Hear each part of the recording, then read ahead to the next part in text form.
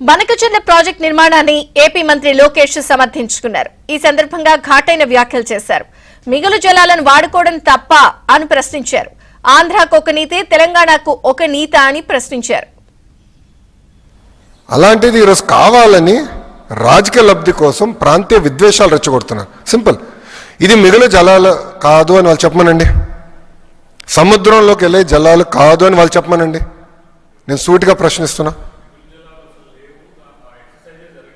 Sir సముద్రంలోకి వెళ్తుంది కదా సార్, కంఫర్ట్ లేదా మనకి?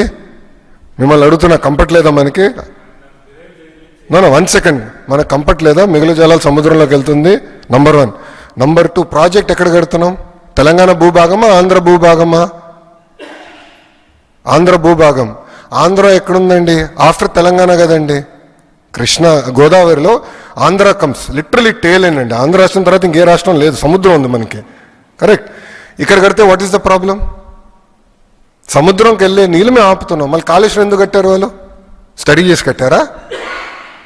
స్టడీ చేసి కట్టారా? Straight question I'm asking. అక్కడ ఒక రూల్, ఇక్కడ ఒక రూలా?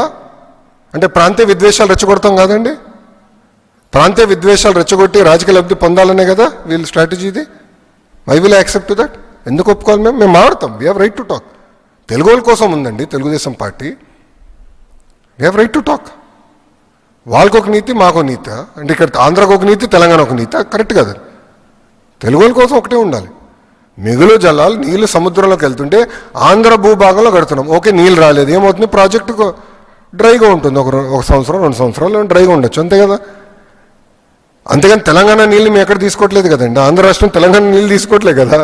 ప్రాజెక్ట్ తెలంగాణలో కట్టి లిఫ్ట్ చేసి ఆంధ్రాకి తీసుకురావట్లేదు కదా. జలాలు తెలంగాణ దాటి ఆంధ్ర భూభాగంలోకి వచ్చిన తర్వాత ప్రాజెక్ట్ కట్టి లిఫ్ట్ చేస్తున్నాం ఆ నీళ్ళని. వాట్ ఈస్ రాంగ్ అని నేను స్ట్రైట్గా ప్రశ్నిస్తున్నా. అది మారదాం, డిస్కస్ చేద్దాం. మీరు అడిగారు కనుకనే నేను స్పందించేది. ఈ పని మాట్లాడతాం, 100% మాట్లాడాలి. చర్చ జరగాలండి, తప్పే ఉంది. ఎప్పుడు చర్చ జరగాలని నేను కోరుకునే వ్యక్తి.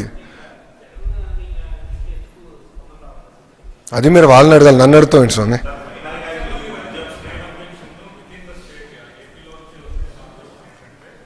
Who is objecting? Who is objecting? So-called experts. Let's leave it there. Let us leave it there. వీళ్ళు మాట వింటే హైదరాబాద్ ఈ స్థాయికి వచ్చేది కాదు. వీళ్ళు మాట వింటే టీసీఎస్కి నేను భూమి ఇవ్వకూడదు. వీళ్ళు మాట వింటే డేటా సిటీ రాదు స్వామి. With all due respect, so called experts I'm not here to answer. ఈరోజు రాయలసీమకి మేము నీళ్ళు తీసుకెళ్ళాం కదండి. 1 సెకండ్. ఈరోజు రాయలసీమకి నీళ్ళు తీసుకెళ్ళాం, లైనింగ్ చేసాం కదా మేము. యుద్ధ ప్రాతిపదికంగా లైనింగ్ చేసి ప్రాజెక్టులన్నీ మేము రివైవ్ చేసాం కదా. ఈరోజు హాయిగా పంటలు పండించుకుంటున్నారు కదా. నెల్లూరు కూడా మేము నీళ్ళు తీసుకెళ్తున్నాం కదా. మెట్ట ప్రాంతానికి మేము నీళ్ళు తీసుకెళ్తున్నాం. That is our commitment. There is a reason why people elected us. 94% మ్యాండేట్తో they have elected us. We have a responsibility boss.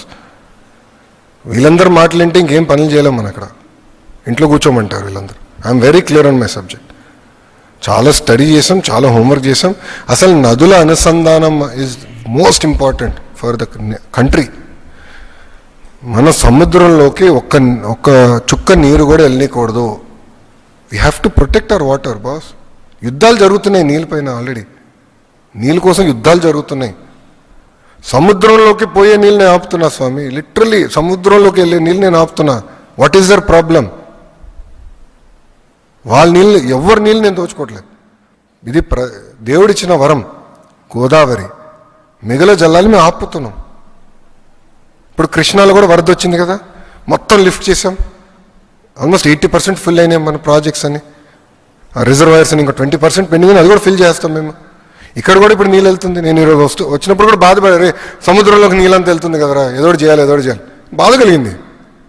ఎందుకంటే water is very very important. కాపాడుకోవాలండి, అందరం కలిసికట్టుగా కాపాడుకోవాలి నీరు.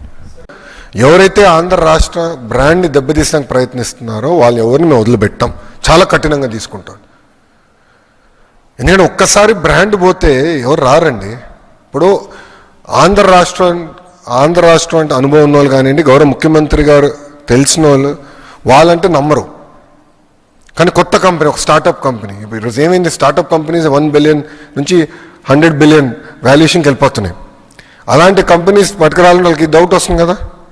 ఏంటిది ఇతర రాష్ట్రాలకు వెళ్ళాలనుకున్నప్పుడు ఈ ప్రాబ్లం లేదు, ఎందుకు ఆంధ్ర రాష్ట్రంలోనే ఏదైనా ఒక డౌట్ వస్తుంది కదమ్మా. అందుకే వీళ్ళపైన కఠినంగా వ్యవహరిస్తాం, దాంట్లో ఎలాంటి డౌట్ లేదు. We will not let them go. రిపీటెడ్గా జరుగుతున్నాయి, అందుకే ప్రజలు కూడా అప్రమత్తంగా ఉండాలండి. అందుకే ప్రజలు కూడా అప్రమత్తంగా ఉండాలి.